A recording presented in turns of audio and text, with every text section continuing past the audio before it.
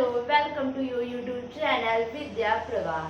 जो दर्द आज आप सह रहे हैं, कल यही आपकी ताकत बनेगी। तो आइए इसी मोटिवेशन थॉट के साथ आज की हम शुरुआत करते हैं। तो हमारा आज का टॉपिक है भोजन, जो कि क्लास 6 एनसीईआरटी से लिया गया है कि भोजन यह कहाँ से आता है। आज इसी के बारे में आज हम जानेंगे।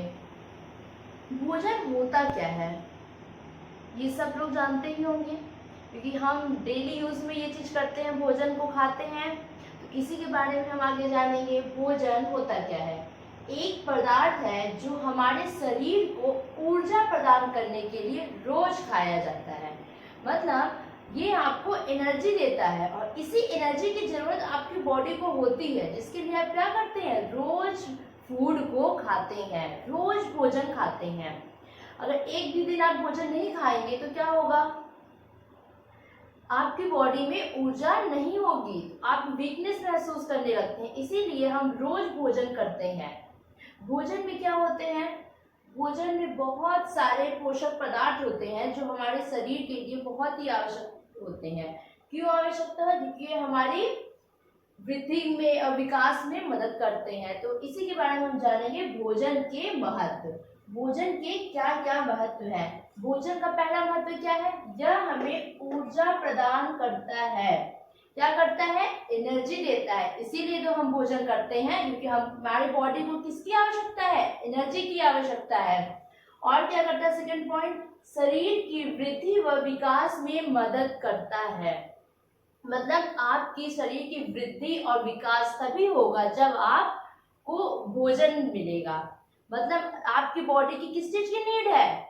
भोजन की नीड है, तभी आपकी क्या होगी, आपकी वृद्धि और विकास दोनों होगी। यह कीटाणुओं व संक्रमण से सुरक्षा प्रदान करता है। क्या करता है? यह कीटाणुओं और संक्रमण से आपको क्या करता है? प्रोटेक्शन करता है।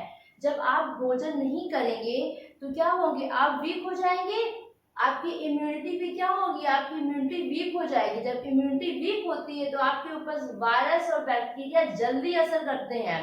इसीलिए क्या होता है, अपनी इम्यूनिटी को लोग स्ट्रॉन्ग करते हैं। आपने इसके पहले चैप्टर में पढ़ाया था ना मैंने, कि विषाणु और जीवाणुओं के बारे में। तो ये क्या करते थे, जब आपकी इम्यूनिटी वीक हो जाती है तो ये आपके बॉडी पे ज्यादा असर करते हैं। इसलिए आपको अपनी इम्यूनिटी बहुत स्ट्रांग रखनी होगी। इसके लिए क्या करना होगा, आपको भोजन करना होगा। अब देखिए, जैसे आप भोजन करते हैं तो भोजन में क्या क्या खाते हैं? रोटी खाते हैं, सब्जी खाते हैं, दाल खाते हैं। जो शाकाहारी है वो तो ये सब खाते हैं, जो मांसाहारी है वो मांस खाते हैं, मीट खाते हैं।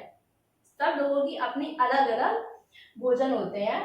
तो जैसे आप रोटी खाते हैं तो रोटी का संघटक क्या होगा, मतलब संघटक मतलब होता है कि कच्ची सामग्री। मतलब ये जो रोटी आपने खाया ये भोजन के रूप में, ये किन किन चीजों से मिलकर बनी है। तो रोटी किन चीजों से मिलकर बनी है?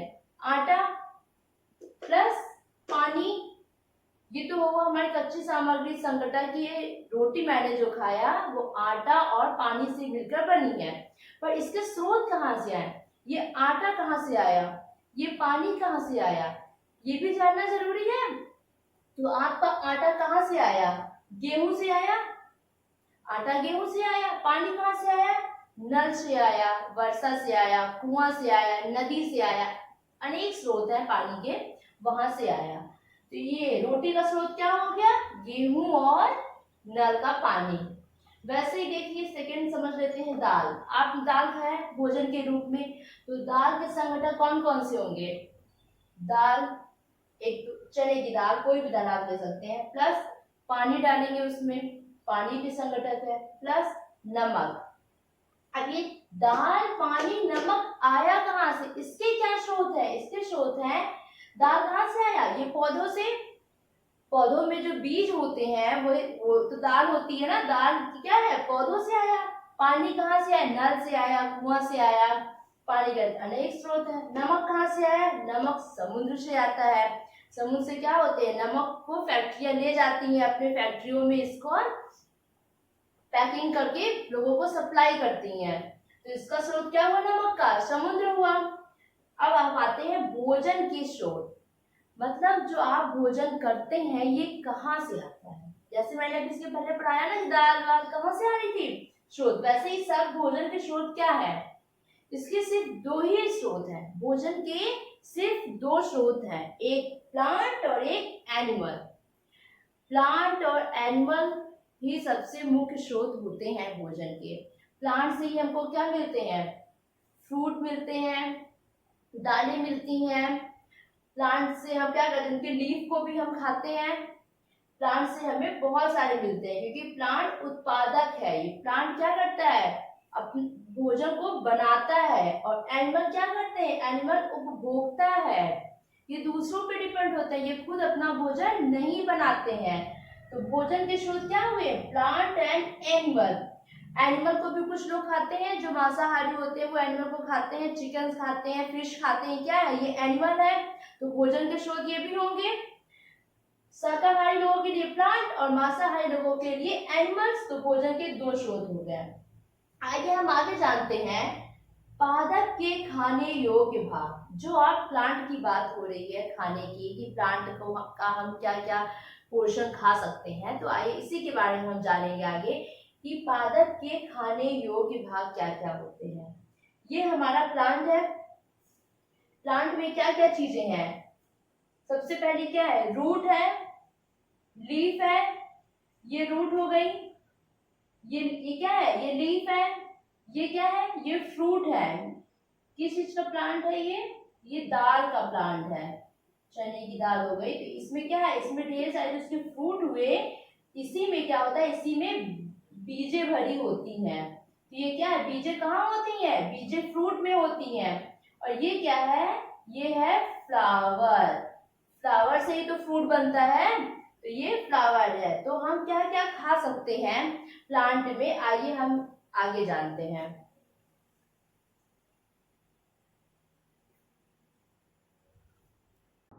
आगे आइए हम आगे देखते हैं पौधों के खाने योग्य भाग। अभी हमने देखा था कि पौधों में कौन कौन से पार्ट्स होते हैं, जड़, पत्तियां, बीज, फल, तना। तो ये जो हमारा जो पूरा प्लांट हुआ, इसमें कौन कौन से भागों को खाया जाता है। जैसे सबसे पहले सीड, बीज। बीज में हम क्या क्या खाते हैं, चावल खाते हैं, गेहूं खाते हैं, दाल खाते हैं। तो ये क्या है, चावल, गेहूं, दाल, ये क्या है, ये है बीज है। बीजों के रूप में हम इसको खाते हैं। दूसरा क्या है, जड़। जड़ों के रूप में हम किन किन चीजों को खाते हैं, गाजर खाते हैं, मूली खाते हैं, शलजम खाते हैं। तना के रूप में हम किन किन चीजों को खाते हैं, आलू को खाते हैं, गन्ना को खाते हैं, प्याज को खाते हैं। इसमें आप लोग कंफ्यूज मत होइएगा कि हम कैसे पहचाने कि जड़ कौन सा है, तना कौन सा है।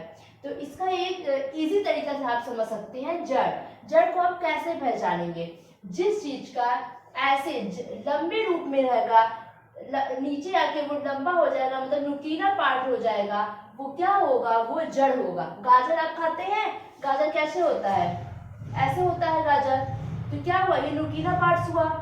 गन्ना वो मूली खाते हैं, मूली भी सेम गाजर जैसा ही होता है। शलजम खाते हैं, शलजम क्या होता है, उसमें भी ऐसे नीचे होता है। तो ये क्या है, जब जिसमें नुकीला पार्ट हो जाता है नीचे, तो वो जड़ होता है। इस तरीके से आप इसी तरीके से समझ सकते हैं। तना क्या हो गया, तना में हम आलू खाते हैं, गन्ना खाते हैं, प्याज खाते हैं। इनमें क्या होता है कि जैसे आलू, हम ये आलू लिया, आलू नुकीला नहीं होता, इसीलिए वो तना है। इसमें क्या होता है, ऐसे ऐसे नॉट होती है, तना है। इसमें क्या होती है, इसमें पत्तियां लगी हुई होती हैं। तो ये क्या है, ये है हमारा तना। इसी तरीके से प्याज हुआ, प्याज में भी क्या होते हैं, प्याज भी तना है, प्याज जड़ नहीं है। जरूरी नहीं है कि जो चीज हमारे भूमि के अंदर उगाई जाती है वो जड़ ही हो, ऐसा नहीं है, वो तना भी हो सकती है। जैसे गाजर भी जमीन के नीचे ही होता है और आलू भी जमीन के नीचे ही होता है। अंतर क्या है, ये नुकीला होता है, इसलिए क्या है, ये जड़ है।